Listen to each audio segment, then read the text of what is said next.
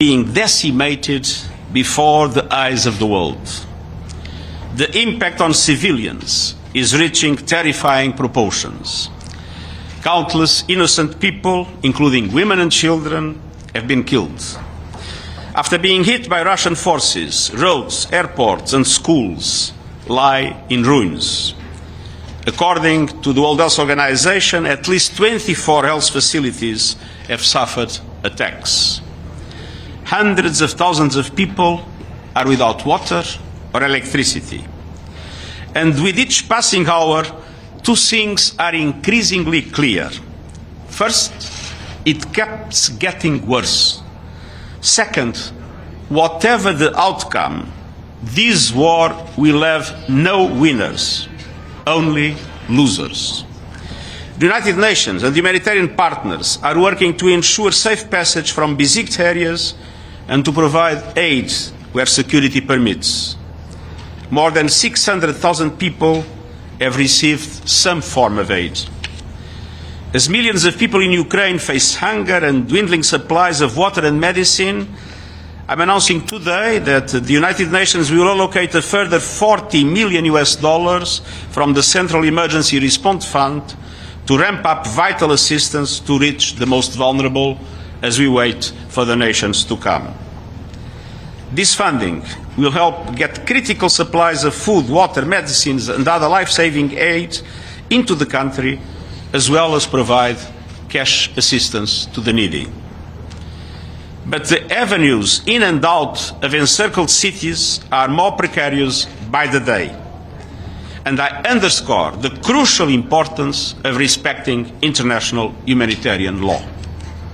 At least 1.9 million people are displaced inside the country, and growing numbers are escaping across borders. I'm deeply grateful for the solidarity of Ukraine's neighbors and other host countries who have taken in more than 2.8 million refugees in the past 2 weeks. The vast majority of those making the treacherous journey are women and children who are increasingly vulnerable. For predators and human traffickers, war is not a tragedy, it is an opportunity. And women and children are the targets. They need safety and support every step of the way. I will continue to highlight the desperate plight of the people of Ukraine as I am doing again today. Yet, there is another dimension of this conflict that gets obscured. This war goes far beyond Ukraine. It is also an assault on the world's most vulnerable people and countries. While war reigns over Ukraine, a sword of Damocles hangs over the global economy, especially in the developing world.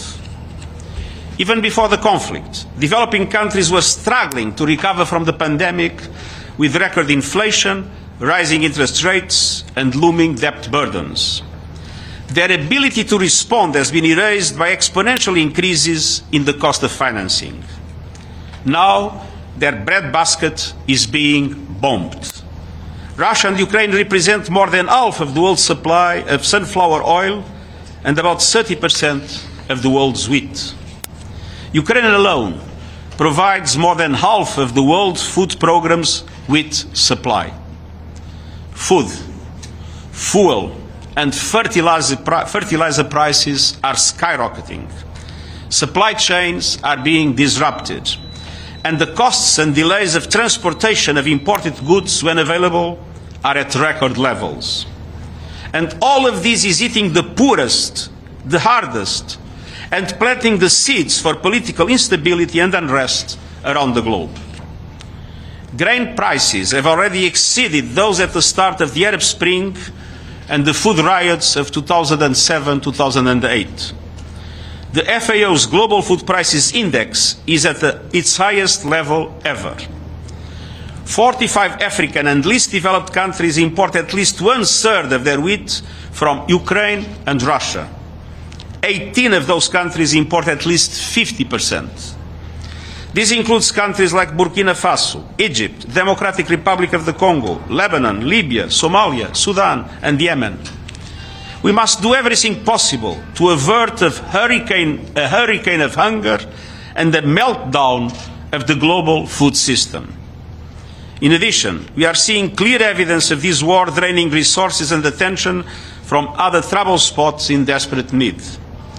I renew my appeal for countries to find creative ways to finance increased humanitarian and development recovery needs worldwide, and to give generously and to immediately release pledged funds. My plea to leaders is to resist the temptation of increasing military budget at the expense of official development assistance and climate action. In a word, developing countries are getting pummeled. They face a cascade of crises beyond the Ukraine war. We cannot forget COVID and the impacts of climate change, in particular drought. Against the backdrop of these immense interconnected challenges, I'm announcing today the establishing of a global crisis response group on food, energy and finance in the UN Secretariat. I've also asked the Deputy Secretary General to lead an interagency steering committee with partners to oversee these efforts. And in the coming days, we will be consulting with Member States willing to champion the actions needed to carry forward the global emergency response that will be required for this looming crisis. Make no mistake, everyday people, especially women and children, will bear the brunt of this unfolding tragedy. The war also shows how the global addiction to fossil fuels is placing energy security, climate action and the entire global economy at the mercy of geopolitics. Finally, further escalation of the war, whether by accident or design, threatens all of humanity. Raising the alert of Russian nuclear forces is a bone-chilling development. The prospect of nuclear conflict, once unthinkable, is now back within the realm of possibility. The security and safety of nuclear facilities must also be preserved. It's time to stop the horror unleashed on the people of Ukraine and get on the path of diplomacy and peace. I've been in close contact with a number of countries, including China, France, Germany, India, Israel and Turkey, on mediation efforts to bring an end to this war. The appeals for peace must be heard. This tragedy must stop. It's never too late for diplomacy and dialogue. We need an immediate cessation of hostilities and serious negotiations based on the principles of the UN Charter and international law. We need peace. Peace for the people of Ukraine. Peace for the world. We need peace now. Thank you. Okay, we have time for a couple of questions. All right, first question, Margaret Bashir.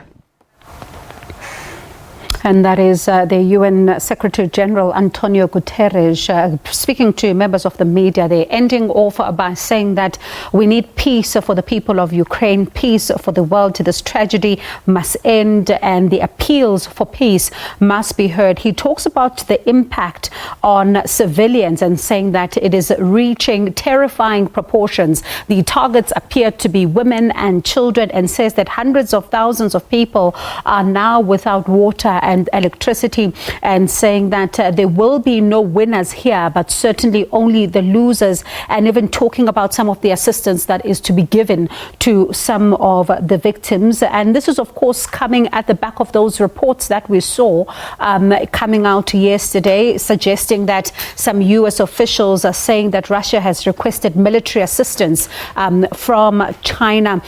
And this as the UN Secretary General talking about how developing countries as well are still battling to, rise from the impact of the COVID-19 pandemic, and saying that this final escalation, of the war is a threat to humanity. And of course, journalists there also trying to get some of their questions in as the UN Secretary General